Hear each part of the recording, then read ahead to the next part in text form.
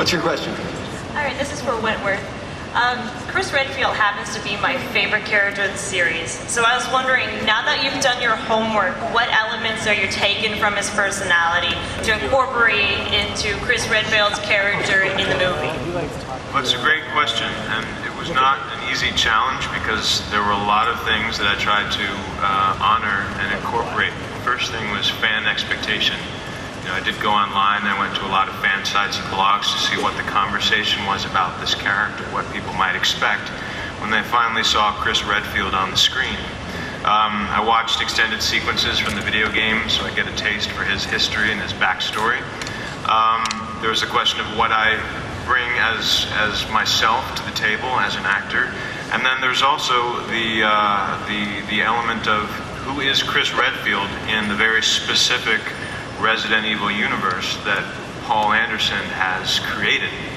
I have to fit into that context or I don't fit at all.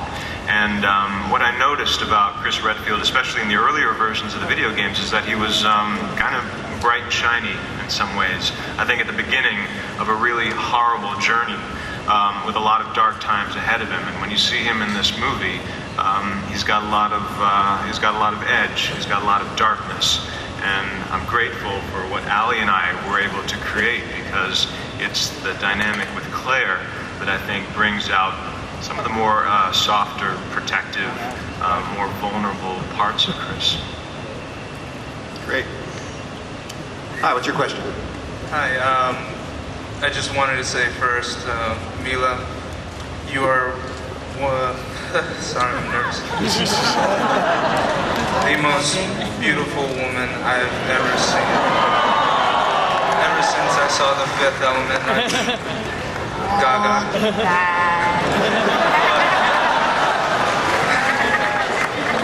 Dude, her husband's right here, dude. He's a very lucky man. That is cold. Very lucky man. But I wanted to ask if you had the same fight trainer from the last film, Charles Courier, because I personally know him and I just was wondering about that.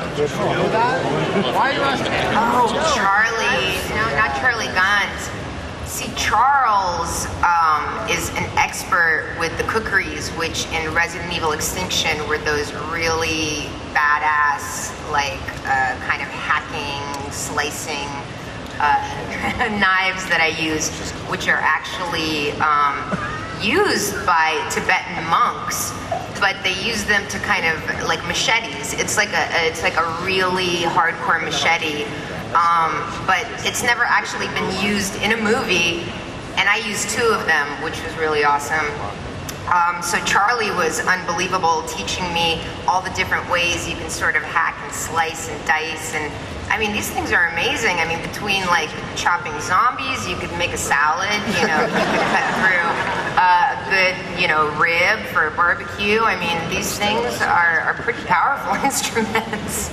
But tell Charlie I say hi, he's the best. Hi, what's your question? Hello, Mila. You're my superhero. Thank you. No Angelina Jolie compares to you, okay? Okay, my question But Angie rules, so... Compared to you, she never will. There's no... Let's not compare. But thank you. You're welcome.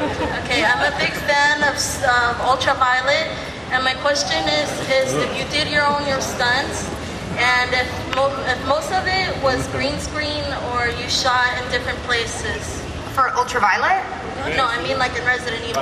Oh, Resident Evil, well, in this one, like Ali was saying, I mean, we did a lot of location work, so that was very challenging because doing stunts against a green screen, you know, is very much easier than doing stunts outdoors. Like when we did Extinction, and we were out in the desert, man, 135 degrees, we're like hung on stunt rigs, like with the coat, I mean, sweating. I mean, it was really horrendous weather, and that becomes such a challenge. So of course, getting into a studio that has air conditioning and, you know, is sort of an isolated place where you have the space and the safety to do things. You know, when we were out in the open, like the wind would start, the dust, and suddenly I'd be swinging 50 feet in the air, like, okay.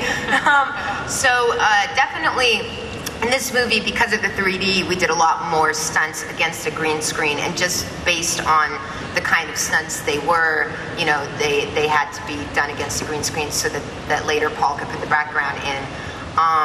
So yeah, I think for most of this movie, the stunts were very much green screen, apart from, you know, the airplane graveyard sequences where we were knee deep in mud and our tractors were a lot of it breaking was on down. stage, but I mean, the scene you just saw there's no green screen in that. That was all shot on a set. Yeah, shot for the real. scene with Ali and the Axeman dude. What's his name? The executioner. Executioner. Yeah, that was all on a stage. You know, I mean, that was definitely not a green screen. When you're shooting a scene like that we saw with the executioner, was the water actually going? Were they dealing with all the elements that you have to deal with in a scene like that, or can you add that in post? Can you work that in later? Oh, there was water. Because there's water in the scene, but then each time you have to start and stop, you have to get sprayed down again, so you're freezing cold. But, you know, it was really interesting because we shot that with this Phantom camera, and the Phantom camera is, I like to say it was the diva on the set. If it was too hot, it would get steamed up. If it was cold, it would freeze up. And you could only shoot like 23 seconds at a time.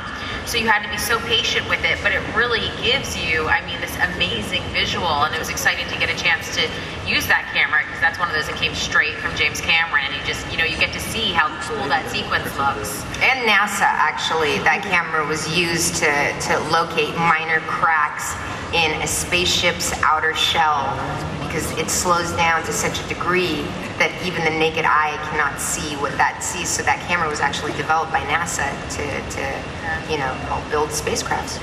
By the way, a little factoid. Yeah. But yeah, the water, I definitely makes it difficult because you try to keep your eyes open, you try to see, and then it's like, you know, when I was jumping around and stuff and having to jump off, you know, the shelves, I mean, you're slipping. I mean, if you don't land right, you don't have any, you know, anything to grip on. So it just makes it a little more dangerous to do the stunts, but that's what makes it exciting. Well, from everything we've seen, this movie kicks the franchise up to a next level, and we're all really looking forward to it. Thanks so much for spending some time with us today. Please help me thank Paul and the cast of Resident Evil Afterlife. Thank you guys so much. Thank you. It's so great to be back in Comic-Con. This time not pregnant. She gets to do it this time. Thanks for coming out, everybody.